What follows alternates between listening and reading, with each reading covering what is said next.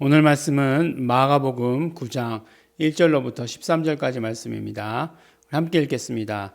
또 저희에게 이르시되 내가 진실로 너희에게 이르노니 여기 섰는 사람 중에 죽기 전에 하나님 나라가 권능으로 임하는 것을 볼 자들도 있느니라 하시니라.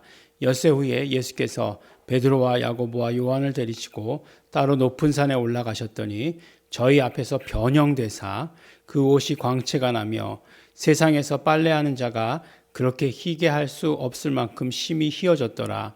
이에 엘리야가 모세와 함께 저희에게 나타나 예수로 더불어 말씀하시거늘 베드로가 예수께 고하되 랍비여 우리가 여기 있는 것이 좋사오니 우리가 초막셋을 짓되 하나는 주를 위하여 하나는 모세를 위하여 하나는 엘리야를 위하여 하사이다 하니 이는 저희가 심히 무서워하므로 저가 무슨 말을 하는지 알지 못함이더라.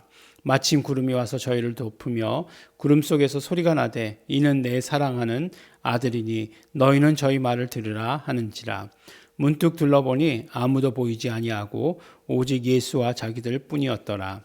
저희가 산에서 내려올 때에 예수께서 경계하시되 인자가 죽은 자 가운데서 살아날 때까지 본 것을 아무에게도 이르지 말라 하시니 저희가 이 말씀을 마음에 두며 서로 문의하되 죽은 자 가운데서 살아나는 것이 무엇일까 하고 이에 예수께 묻자와 가로되 어찌하여 서기관들이 엘리야가 먼저 와야 하리라 하나이까.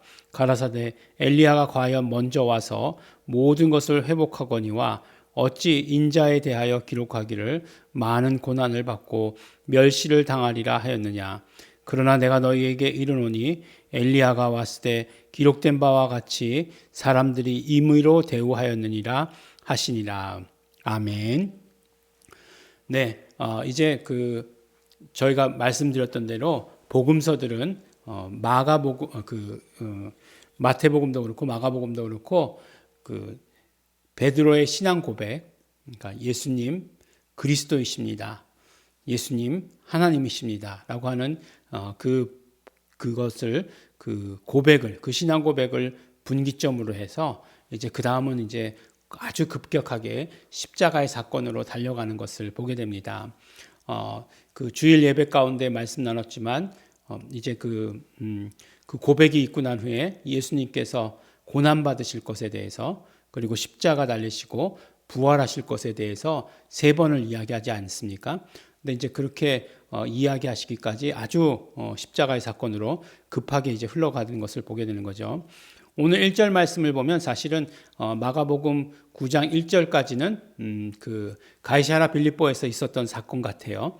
또 내가 저희에게 이르노니 내가 진실로 너희에게 이르노니 여기 섰는 사람 중에 죽기 전에 하나님 나라가 권능으로 임하는 것을 볼 자들도 있느니라 라고 이렇게 말씀하셔서 베드로의 신앙 고백이 있은 후에 그 일련의 사건들이 있지 않았습니까? 그 사건 가운데 포함되는 말씀이다 라고 이렇게 이야기돼요. 근데 이제 항상 예수님께서 마지막 한 구절의 말씀이지만 더 우리가 기억해야 되는 것은 죽으심, 부활, 그리고 다시 오심에 대해서 항상 함께 말씀하셨다는 것 우리 언제나 기억해야 됩니다.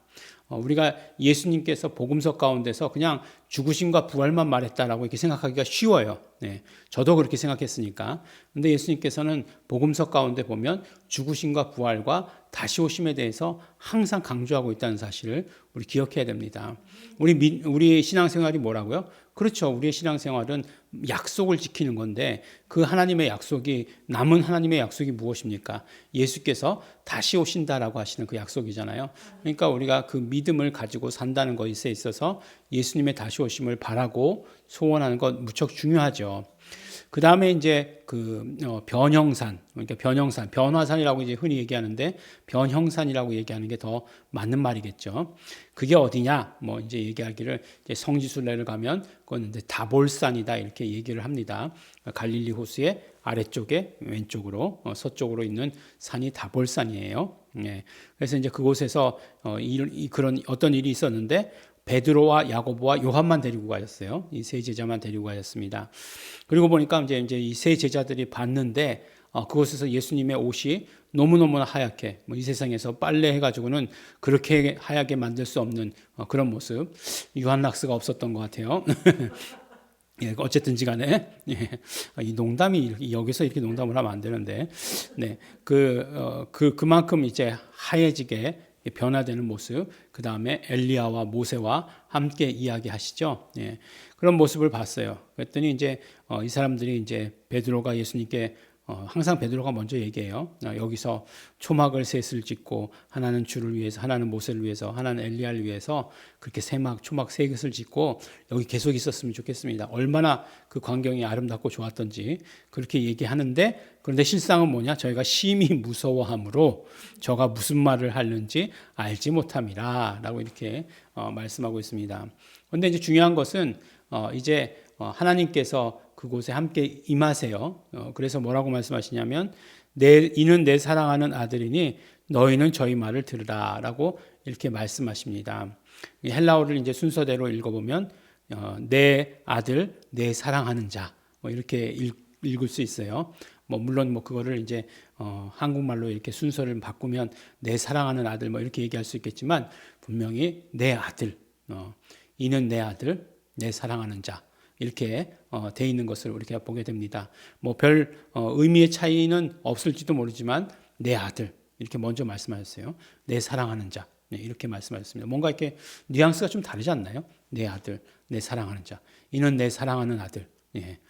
의미는 같을지 모르지만 굉장히 그 뉘앙스가 다른 것 같아요. 우리가 하나님께로부터 하나님께서 말씀하시는 것을 이렇게 어떤 그런 뉘앙스의 차이 이런 것까지 경험할 수 있다면 얼마나 좋겠습니까? 네, 그렇다는 거예요. 네, 그렇게 말씀하셨어요. 그래서 이제 이런 일이 있었습니다. 근데 예수님께서 이제 한 말씀을 더 하시는데 뭐라고 얘기하냐면, 인자가 죽은 자 가운데서 살아날 때까지 이 본 것을 얘기하지 말아라 이렇게 얘기하세요. 근데 이제 그러면 부활하실 때까지 얘기하지 마시란 말씀인 거구나 라고 이렇게 우리는 생각하는데, 이제 이 세 명의 제자들이 여기서부터 굉장한 혼란에 빠지기 시작한 거예요. 보니까 서로 문의하되, 예, 죽은 자 가운데서 살아나는 것이 무엇일까, 예, 묵하고 이렇게 얘기하고 있습니다. 그러니까 부활에 대해서 이들이 알지 못한 거예요. 예. 부활이 무엇인지 개념이 없었던 거예요. 물론 그렇죠. 아무리 예수님께서 그 전에 말씀하셨잖아 라고 이렇게 얘기해도 경험이 없으면, 자기 경험이 없으면 듣지 못하는 거예요.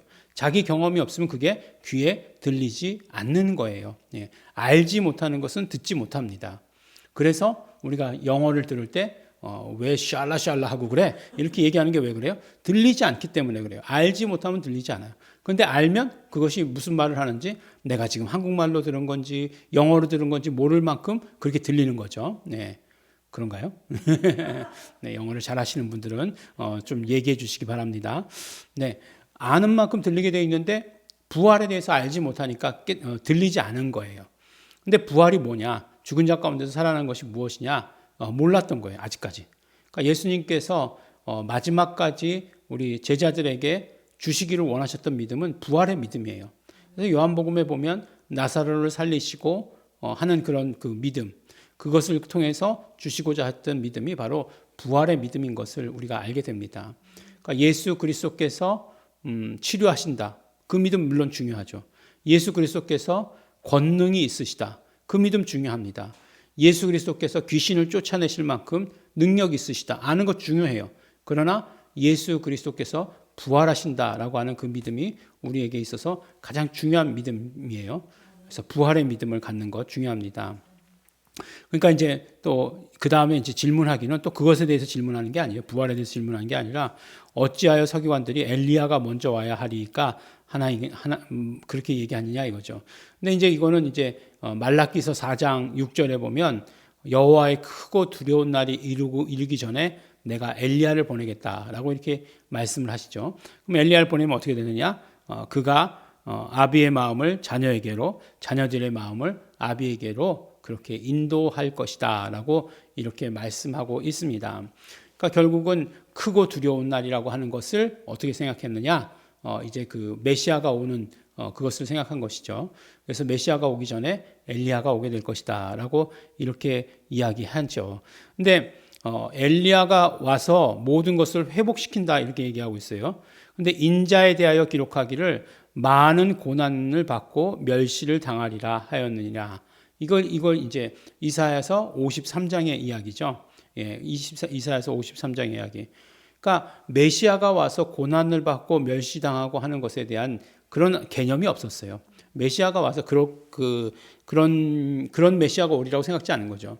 메시아는 어떤 왕의 모습인 거예요. 그래서 언제나 전쟁에서 승리하시는 왕의 모습이 그들에게 있어서 메시아였지, 고난당하고 멸시받는 그런 사람이 메시아는 아니다라고 생각했던 거예요. 근데 예수님께서 오셔서 고난당하고 멸시받으셨어요. 왜 그러셨을까? 왜 그러셨을까? 네. 우리 그 고난 주간이 곧 다가오니까 우리 깊이 한번 생각해 봐야 될 거죠. 예수 그리스도께서 고난 받으시고 멸시당하신 것이 왜일까? 네, 우리 생각해 봐야 됩니다. 근데 예수님께서 뭐라고 말씀하시냐면 엘리야는 왔다라고 이렇게 말씀하세요. 네, 누구죠? 네, 세례 요한이죠. 엘리야는 이미 왔다. 사람들이 참으로 임의로 대우해야 하느니라라고 이렇게 말씀합니다. 죽였잖아요. 네, 바로 그 계속해서 선지자들, 하나님께서 보낸 선지자들을 죽여왔듯이 또 세례 요한도 죽인 것을 이렇게 보여주게 되는 거죠.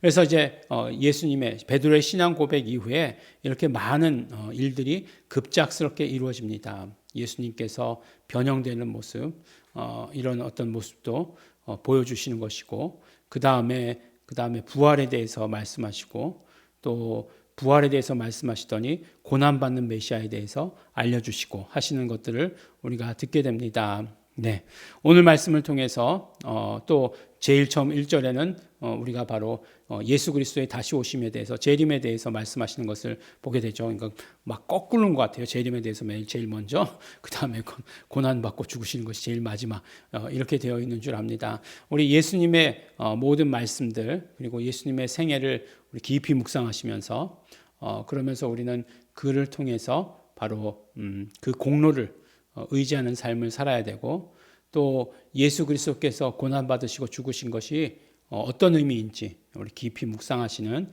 우리 성도 여러분들 되시기를 또 예수 이름으로 축원합니다. 기도하겠습니다. 하나님 아버지 감사합니다. 예수 그리스도 우리 고난당하시고 죽으시고 또 부활하신 것 비밀로 하시고 많은 사람들이 깨닫지 못했습니다. 그러나 우리는 알게 하여 주시옵소서. 우리가 그 공로로 살아갑니다. 오직 예수 그리스도의 피 흘리신 공로로 살아갑니다. 하나님 아버지, 우리 정말 모든 죄에서, 모든 죽음에서 자유함 얻게 하여 주신 것 감사하고 감사합니다. 그러므로 이제 다시 오시는 예수님 기다리며 기대하며 살게 하여 주시옵소서. 온전한 신앙생활을 이루어가게 하여 주시옵소서. 부활의 믿음 붙들고 살아가게 하여 주시옵소서. 감사드립니다. 예수님 이름으로 기도드렸습니다. 아멘.